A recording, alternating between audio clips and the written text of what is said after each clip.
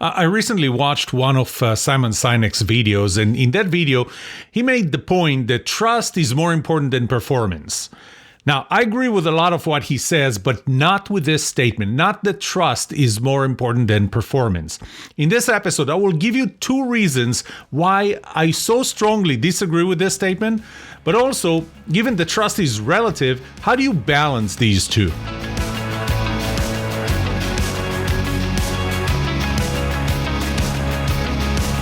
Welcome to The Trust Show. I'm Yoram Solomon, your host, the author of the Book of Trust, and facilitator of the Trust Habits Workshop. My mission is simple. I want to help you form habits that build your trustworthiness, because the answer to this question will have the biggest impact on your personal and professional success or failure. Can I trust you?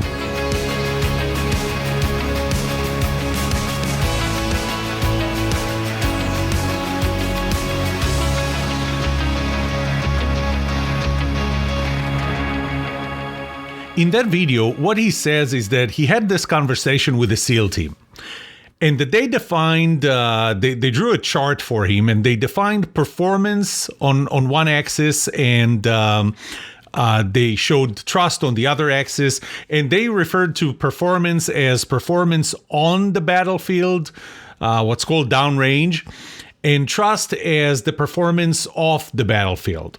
So he draws this chart, and he said, you know, the performance is, I trust you with my life, that's on the battlefield. Trust is, I trust you with my money and my wife off the battlefield. Now, I agree with him that nobody wants this low performance, low trust person on their team. Someone who's incompetent, whose performance is very bad, and somebody that you can trust. Now, I agree with him that everybody wants this person who is high performance, high trust on their team. That's clear. But then he makes this statement. He says, and this is word for word, this is the direct quote from a transcript of that talk. He said, they would rather have a medium performer of high trust, sometimes even a low performer on high trust. That's a direct quote. This is what I don't agree with. Here is why.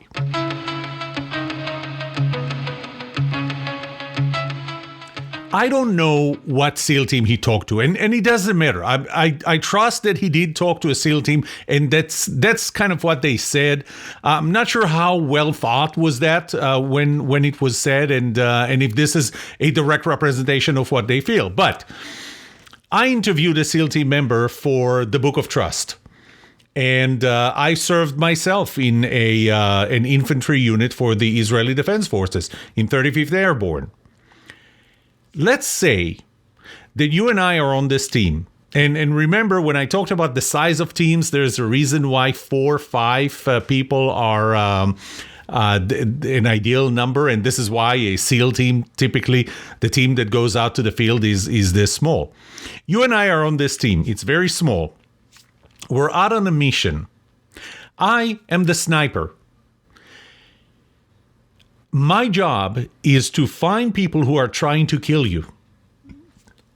Being high performer or having high performance means that I would take, if I can see somebody who's about to shoot you or throw grenades or anything else, I will take them out with the first shot. With my first bullet, I will take them out and protect you, because you do trust me with your life. Low performance means that I would miss, that I would not get that person. Medium performance means that I would not take them out with the first shot, or the first shot is not going to kill, it's only going to wound them, or I'm going to take them out with the second or the third shot, which, by the way, exposes you, because now they're aware of your presence. So let me ask you a question. The fact that you can trust me off the battlefield, to use Simon Sinek's words, you can trust me with your money and your wife, is that good enough if I will not be able to take this person who's trying to shoot you on the battlefield with the first bullet and really save your life? Is this really something that you're willing to compromise? But you know what? Let me take it a step further. We talked about Navy SEALs or in the military. How about on an airplane? What if I'm your pilot? And I'm very trustworthy when I'm outside of the cockpit of this airplane. You can trust me with your money. You can trust me with your wife.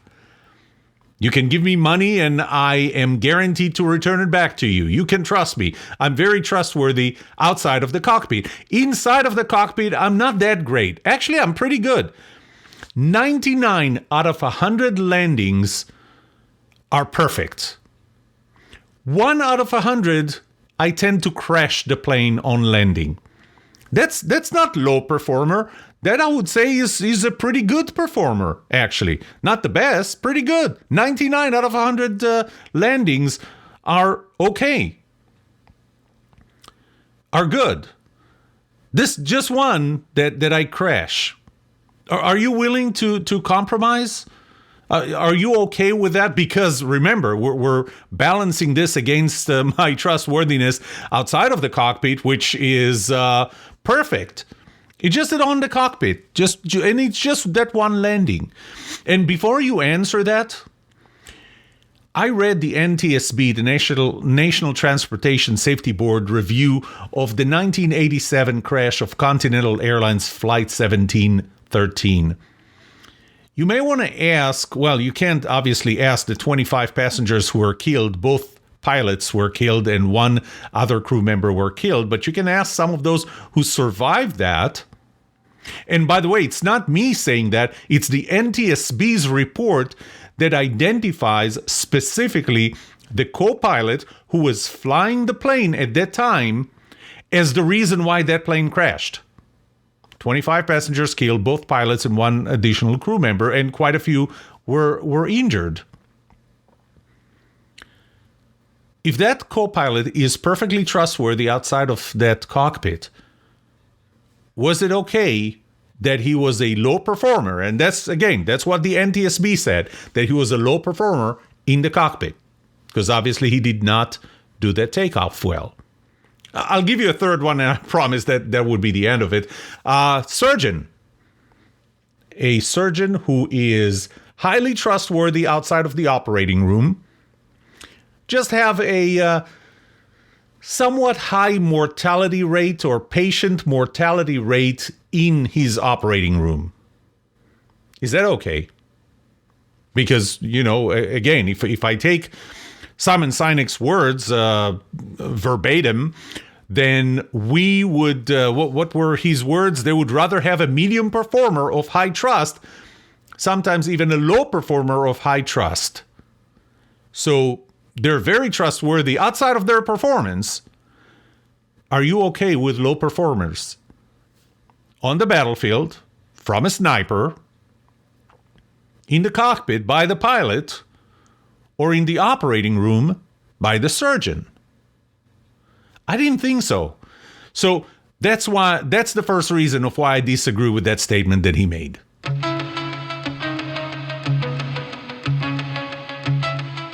I promised you 2 reasons, so here's the second one. The second one goes into my model of trustworthiness. What is it that makes a person trustworthy or make other people trust them?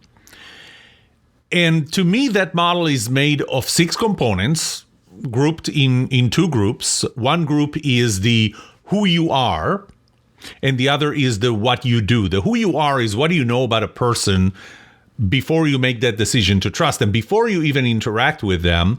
The what you do is what do they do during an interaction with you. So we're going to leave that one out, because typically your decision on whether you trust somebody to take them on the battlefield with you, board a plane when they're the pilot, or go into an operating room when they're going to be the surgeon, that decision is made before the interaction.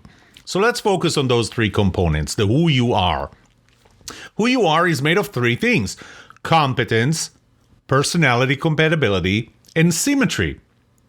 Now, symmetry is really given by the situation.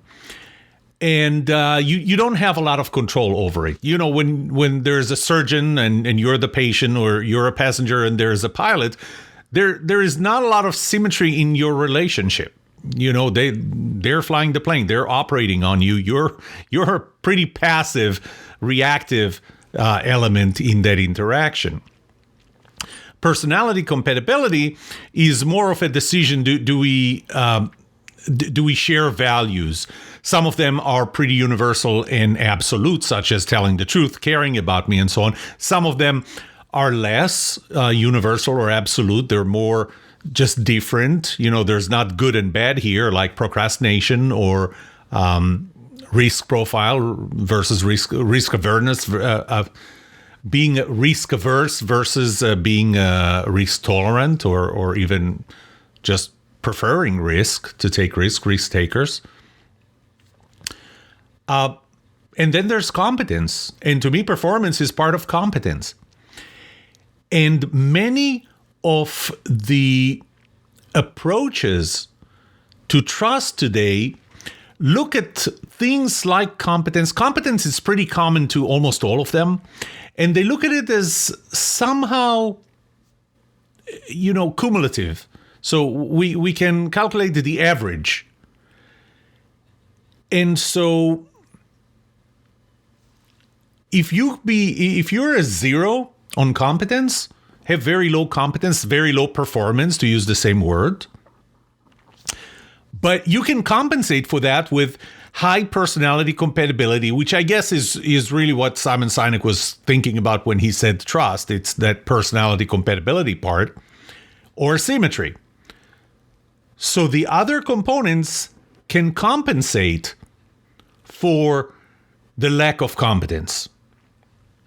I don't believe so. If somebody has 0 competence, but very high on personality compatibility and symmetry is perfect, I wouldn't give that person a high grade. If it's a 0, 1, and a 1, the average of them is like 67%. I wouldn't say that this is a 67%. This is a 0 person, 0 trustworthiness person, because they're completely incompetent. So because of that, I look at the relationship between the 3 components as the product of the 3 components. So you multiply them.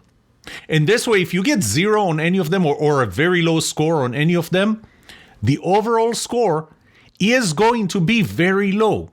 If it's a 0, 0 times whatever is still going to be a 0. The only problem I have with the product is what happens if you're 50% on all 3 of them. So you're 50% on competence, you're 50% on personality compatibility, 50% on symmetry, whatever the specific items are that let you assess that component. You would guess that you would want a result that is somewhat in the neighborhood of 50%, right? And if you multiply 50% by 50% by 50%, you actually get 12.5%. If you multiply half by half by half, you get 1/8. And that's a little misleading. So I added one more thing on top of it, and that is the cubic root of that product. So if you take the cubic root of competence times personality compatibility times symmetry, and all 3 of them, well, if any of them is 0, you're still going to get a 0. If all 3 of them are 1, you're still going to get a 1. But if all 3 of them are 50%, the result is actually 50%. So the second reason why I disagree with that really trade-off between personality, between competence or performance, as Simon Sinek referred to it, and trust, is because, to me, performance or competence is part of trust. You can't take this out. You can't have someone who's a very low performer, but very trustworthy. Definitely not in the context of what you need them to do. That's the second reason why I disagree with that statement.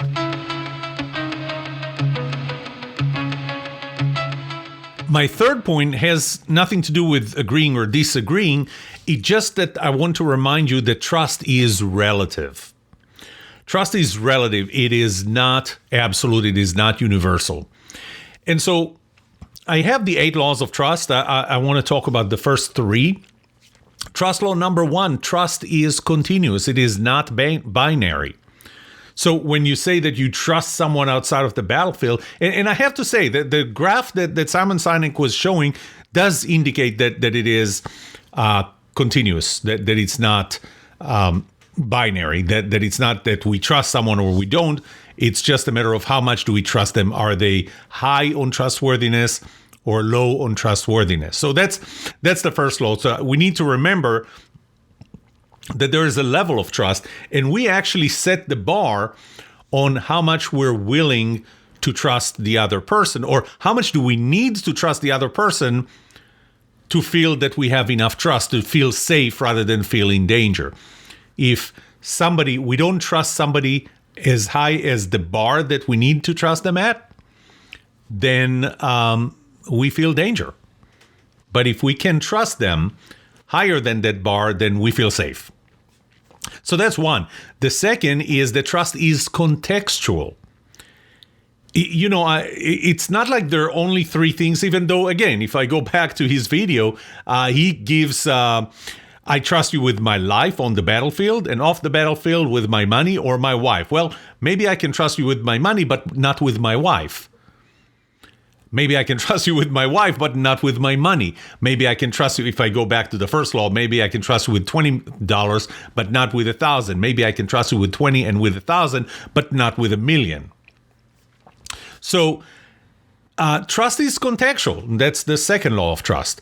It is contextual, and that means that I can't take how much I trust you in one area or in one context and apply it to another context. These are different contexts. I have different levels of trust in the same person in different contexts. You may not trust me as a pilot, but you may trust me as a sniper. You may trust me as a sniper, but not trust me as a surgeon. Different levels. So you can just generalize whether you trust the person or not. It has to be contextual. And finally, it's personal. And when I say personal, when you look at yourself, at your own trustworthiness, you can't look at your trustworthiness using your own eyes. You have to look at your trustworthiness through other people's eyes. And I told you the story of the Rate My Professors, how I had two students sitting at the same classroom, taking the same class from me at the same time. One of them gave me a 5 out of 5 in Rate My Professors. The other gave me 1 out of 5.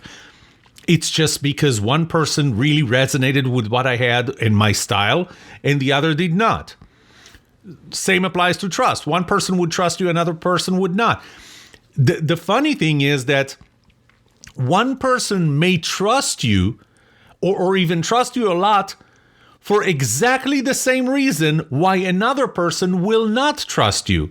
And I gave you a couple of examples, like whether you are a procrastinator or not. And you know by now that I don't think that being a procrastinator is a bad thing.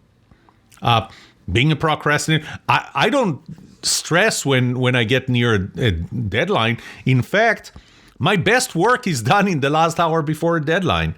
The last changes I make to a presentation before I go on stage and present to maybe 2,000 people, the last changes typically happen in the last 20 minutes. Doesn't make me a bad person, but somebody who must do everything the moment they get this because they stress out of deadlines and they always worry that things might change and all of a sudden life happens, that's a valid point too. But someone like that would not trust a procrastinator. So trust is relative. The third law of trust is that trust is personal, which means that you cannot just say or work towards being trustworthy by everybody. You have to be trusted by a specific person that you want to or need to be trusted by, typically because there is a relationship of dependency between them and you, because trust is relative. This is it. This is the issue that I had with that video by Sinek. Maybe it's just a matter of communication. I didn't really understand the point that he was making. But since a friend sent me that video and he said, look, trust is more important than competence. And he thought that I'm going to get very excited because that just validated why I'm spending so much time and effort and energy working on trust. My reaction, I guess, was not what he expected, because my reaction was, this is incorrect. This is not true. Trust is not more important than performance. I hope that made sense. Thank you for listening. This was a short episode.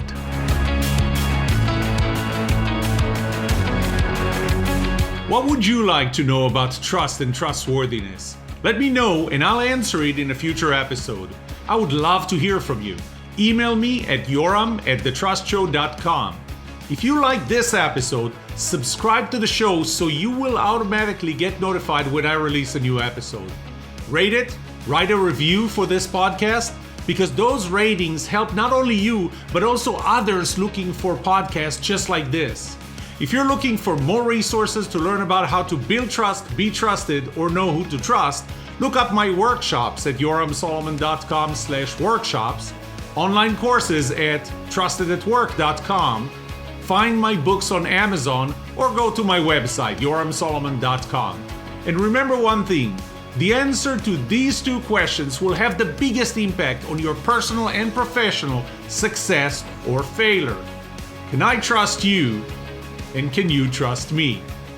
Thank you for listening or watching The Trust Show.